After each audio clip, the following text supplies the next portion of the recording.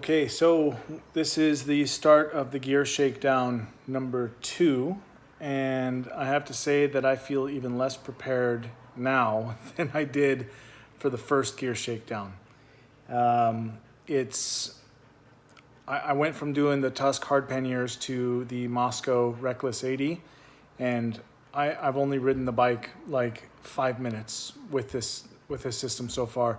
I got to figure out how I'm going to pack this stuff because I don't think I have quite as much space, and so I have to rework my entire packing system, which isn't that big of a deal except that I leave in like 2.5 weeks, and with a newborn and my work and more preparation needing to be done, I'm feeling a little under the gun right now. We'll see how it goes. It'll turn out okay, and I'm going to go anyhow. Hey, if you want to follow the entire adventure from preparation to departure to during and after and all this stuff, what we did need, didn't need, and you know, I've tracked everything that I purchased here. I've tracked every single dollar spent. So you can go onto my blog. There's a web page where I embedded the spreadsheet of every dollar I spent.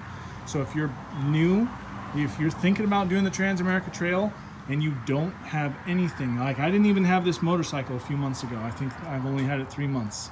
So from no motorcycle to fully prepared, I think, for the Trans-America Trail, you can go to the website, my website, adventurewithdanan.com, and look at all the things that I spent money on. And as I go along, if there are things that I did not need, I'll be color coding things that I spent that I didn't need. Like, for instance, perfect example, I bought the Moscow Reckless 80, and prior to that I purchased the Tusk panniers, so that was a waste of $400 because I'm not going to use it for the Trans-America Trail. So anyhow, I'll keep you guys updated. I hope you do like the videos, and this is just kind of gear shakedown 2 is what we're calling this, because we've done 1 so far, and you'll see more at Tim's place. You know, we'll be laying out our gear, what we are and are not taking, and that we purchased, and so on and so forth. So I will cut scene to that now. Okie dokie, adventurewithdanan.com here. Little gear shakedown number 2 update. So this is my bike. It's pretty much done with its configuration. Last time I did a shakedown video, last time I had Tusk panniers there. I did not have any tank panniers. I didn't have a tank bag. I didn't have I think I had the mirrors. I did not have the bark busters.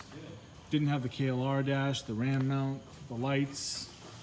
So I've done a fair amount. Oh, I put on the crash bars, skid plate, tool tube, and I decided to just go ahead and keep the rack on for that.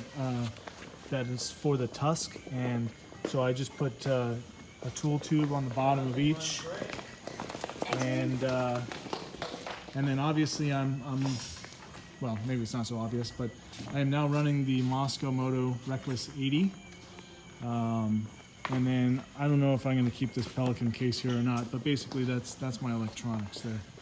So yeah, that's kind of where I'm sitting right now.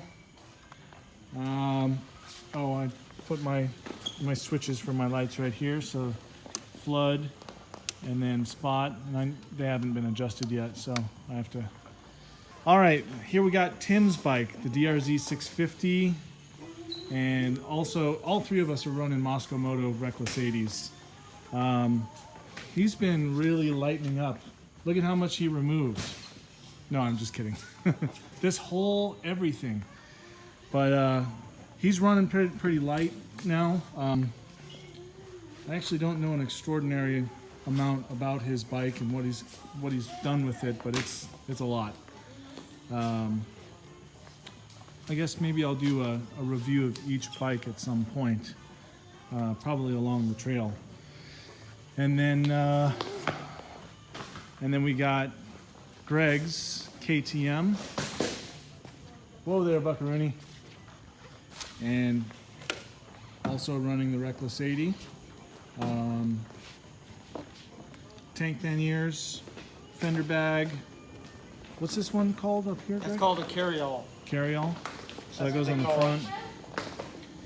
About 8 liters. We've all got RAM mounts for our phones. And yeah, Greg's running real light, really light. He's got super lightweight camping gear, or ultra lightweight, and whereas mine is lightweight. So my tent is 5 pounds, his is 1.8. But yeah, so let's see, I think Tim has decided, so we've decided we're all gonna carry our own stoves. We were gonna do a community stove, community coffee pot, and we're getting rid of that. So that's out, and that's quite a bit of space there that's been eliminated. Tim has decided not to bring his chair, and where he was doubling up on sleeping pads, he is now only bringing one. We've decided not to bring all We're not these. going to camp that much. Yeah, because we're not going to camp as often as we had originally anticipated. We're not bringing all this stuff. We're just going to bring chain lube and maybe. We're running filter skins. Oh, and we're filter skins. Filter skins. And we're running filter skins on our air filters, so that should reduce things. But our chain lube is just basically right there in that tool tube.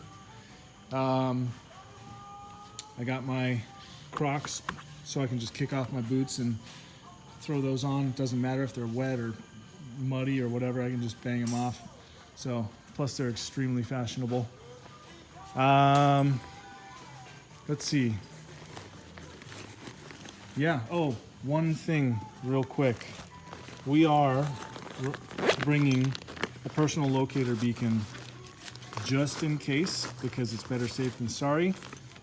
Let's see, what haven't I discussed? Oh, we are doing the Sam's Transamerica Trail, Yep. which we believe is the best researched trail that there is. So I just wanted to do a really quick update. So after speaking to my wife, who is something of a minimalist, I have eliminated these items. I've decided I will not be taking the Sony a6500 and the halfway gargantuan size lens, which means I also will not be taking the tripod, though it's light. Well, it's all relative, isn't it? It's carbon fiber, but still it's additional weight. And then I've also eliminated my extra headlamp. So I've got extra batteries, and will always be within a decent distance of a replacement. So anyhow, yeah, I have eliminated these items. I have the iPhone 10. It takes very good pictures, though I really would prefer to take pictures with this, but it's a sacrifice.